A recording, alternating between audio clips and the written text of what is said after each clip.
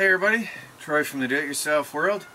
As promised, I'm going to make coffee coasters with stones that we picked up on the beach the other day and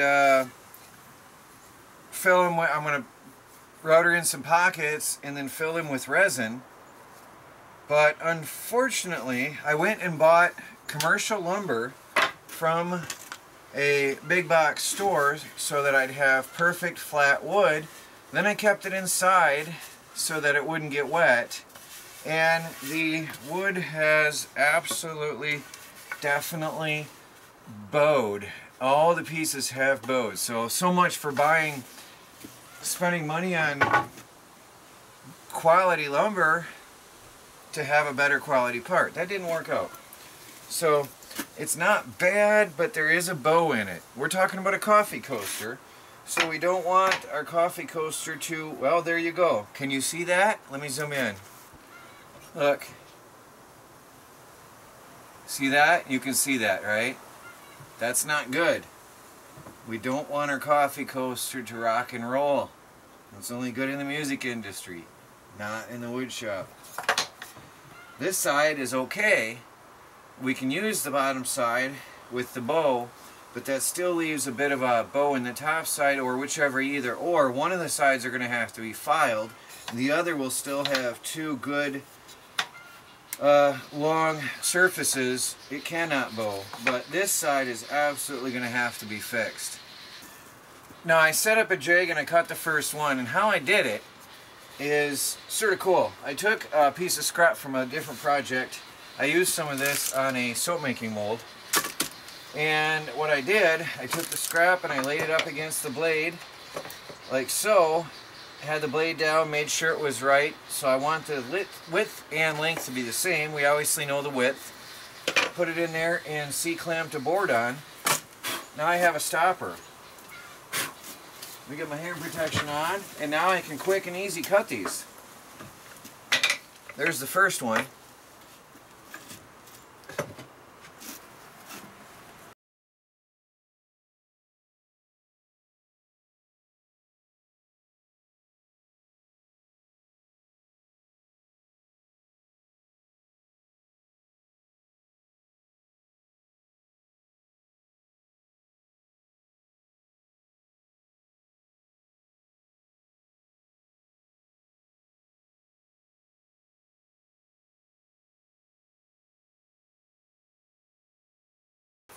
Now I have 26 beautiful little blanks, but not all of them are going to be good for this particular project because some have knots in them, which is not any good. Knots are not any good for using the router in this case.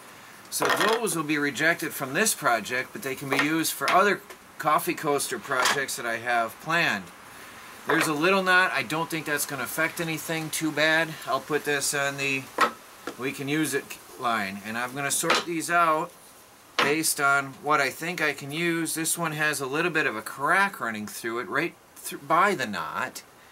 Can you see that dark line? Reject. So the ones that I can use on the router, there's another one with a crack right down the same type of a knot. See that? I can have to reject that. I can't use it on the router. This one is questionable because it's a little bit in there. So there's a perfect piece. See, you can use it on the router. There's a tiny little knot. I don't know if that's going to affect anything. We'll try it. There's a knot. Boy, that table is cold to lean on out here. It's been freezing out. There's a questionable pile. So I'm going to sort these out. There's a bit of a shallow crack, no good for hitting it with the router. Little knots might be okay, questionable. I'm going to sort all these out. So out of 26, I've got 11 for sure good, 7 possible, and some rejects. But those will definitely be used for other coffee coasters. Now here I've got my antique router table. This came from an old-timer cabinet maker shop that I bought out. And I've never used this router table, but what's cool is he designed it so the router can pop out, And I'm going to set the depth of cut here, and then I can pop it right back in. And there's also a dust collection chamber here, which is really awesome. If you hook on a vacuum cleaner, it'll suck that down. I bet he had something to sit here too. This guy was amazing. He developed everything himself. Anyway, so all the junk should go down the hole, theoretically. I guess we're going to find out. But I've got to set this up and adjust it for the depth of cut, because I don't want to go too deep in there, but I definitely want to be deep enough that we can get some stones inside there. Sure enough, I wondered what these were for. I've got two of these fences that slide up and down its bar and then can lock in place, and sure enough they fit the router table. They're made to clamp onto the edges of any table. Now that I know I have these, this is so awesome. I cannot believe I've had these for a few years and never knew what they were. This is incredible. Imagine the possibilities of this tool. Just, it's actually got the clamp on both sides, so you can, I don't know why it would have two sides, but hey, amazing. So I want to set this to 3/4 inch. I can always adjust it later. On the edge of that router tip. Those of you who are observant might notice this is not flush here. I've never used this router table before, and the router is bumping on the side in there with the height that the depth I have this bit set at. Something I've got to figure out. There's something wrong, but the router's hitting down here. I might have to cut a little indentation out, but anyway, it'll work for what I want for now.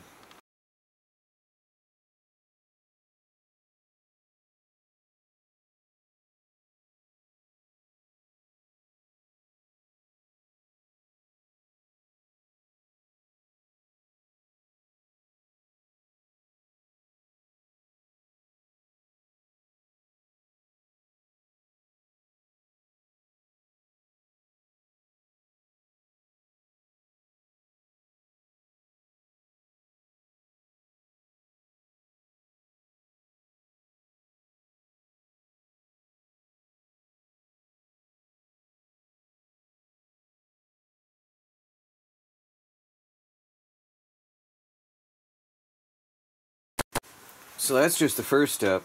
Good thing I did this one off video. On my first one, just setting up everything, the router bit actually worked its way loose and worked its way deeper. I didn't know it until it popped up through the top. That was not cool. So I've got that figured out. I've also got the router in there a little bit deeper now. And so that piece is absolutely trashed.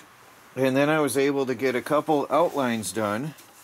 And now I'm going to take a different router, a hand router, and finish this up. But I'm not good at freehand. I don't know if you could hear in the fast forward speed, every time it hits wood grain, you can hear it when it hits the wood grain. And doing that freehand, it's going to be really jerky because it's going to want to jerk in. And I'm just not that good freehand. So I'm going to knock this out freehand, these center pieces, and then I can smooth that off with a knife or something. Now I have some stones that will sit in there perfectly and beautifully in that depth, see? The idea is to have them below the level of the coffee coaster. And the different fossils, there's a beautiful one with crystals. I don't know how well that'll shine through the epoxy. Now obviously I'm going to take the centerpiece out, but I'll be able to get a nice amount of stones in there. Alright, now I have a trim router I've actually never used. This one does have a fence, but the only issue that I have with using it is it'll have a fence along one side, but not on the other, so there's no end stop. So I still have to get, I might be able to figure something out with this. But I've got the depth set here.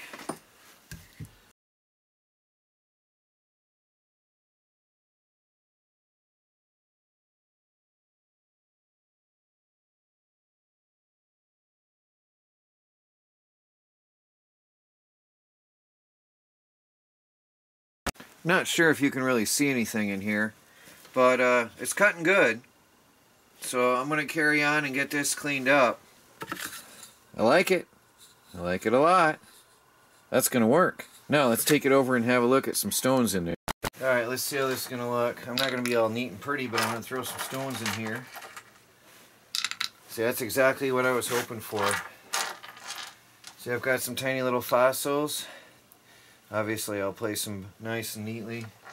Here's a tiny, tiny, tiny little, like, Charlevoix stone. Chloroastrolite. It's easier to say Charlevoix stone. Maybe not for everyone. Here's another one. Actually, I'm not sure. That's a different type of a fossil. Yeah, it might be the same. It's a unique pattern in there. But see, when these are wet, they shine beautiful with their colors. Anyway, you get the idea. I can put some fossils in there. There's some different colored stones, some quartz and stuff. And have a good, unique variety of the stones from where we were the other day. And I'll probably put some sand in the bottom. I'll play around with it. Anyway, this needs a lot of refining before I'm ready for that stage. So I want to work on some more of these.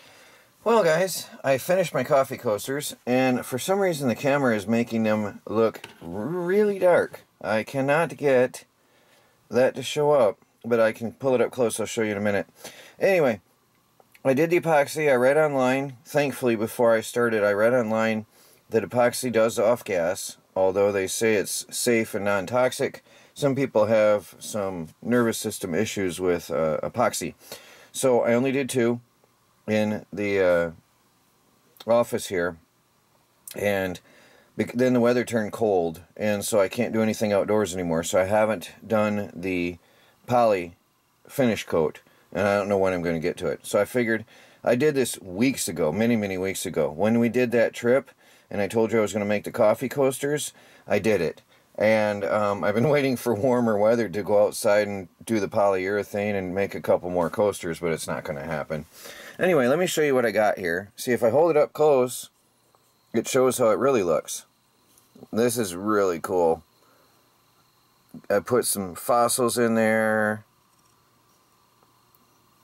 It's really neat. That's a crinoid stem.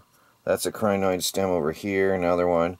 And that's a, I haven't had my coffee, it's 4:30 in the morning, so that's a seashell. It's not the official term. And that's a coral type. And in this one, there's a neat little, what they call a death plate with a whole huge mixture of things. I put actually a mixture of sand and black beach sand. I should have used white sand, but that's what I had available at the time that was dry and in the house. So there's a neat little mass of stuff. It's hard. The phone makes this really, there's what it looks like. That's how bright it looks. The phone makes this look really tough to, I mean, darkens it down. Yeah, so I put a layer of sand in, and then I put the fossils on, and then I put the epoxy, and it worked out beautiful. I just can't get the camera. Did I say phone? I can't get the camera to show it. There we go. The camera wants to darken it down. Maybe I got too much light in here. But anyway, that's it for now, and that's as far as it's going to go. So hopefully I'll figure a way to get the garage heated and finished up one day. But that's it. I hope you do like them. Please like this video. Subscribe if you haven't. I'll get this video up to you guys, and we'll see what happens with the workshop this winter. I'm not sure how I'm going to get out there, but this stuff has to be room temperature curing.